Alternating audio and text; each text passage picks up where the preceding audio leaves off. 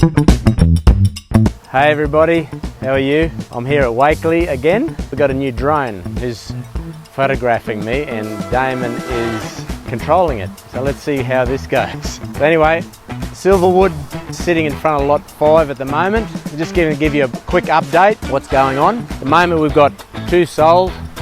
We've got lot 2 and lot 4 at the back.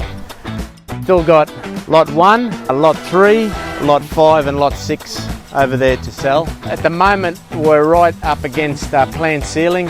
I've had some issues, some little things with ecology which have been ongoing over and over again, but I spoke to the arborist on the weekend, on Friday afternoon, and he said it's all looking good. We spoke to council, it looks like he's got it over the line, so that's the last tick. There's like 30 things that we had to tick on the box to prove to council we've done everything right.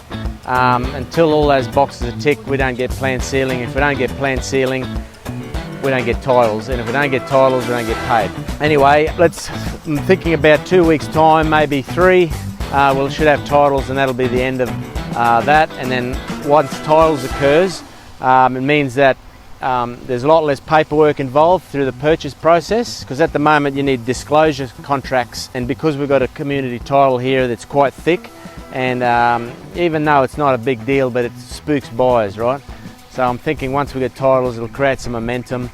You get another one sold and another one, and then there's only another 2 left, and it should be pretty quick. And also I'm reducing debt because we're getting money back. So anyway, that's it. Hope that explains a little bit, and we're having a bit of fun here with the drone. It's a little bit windy here today. We thought we were going to lose it there at one point, but we're keeping it low, below the tree line. It'll all work out after we have a little bit more practice. So take care, see you next time.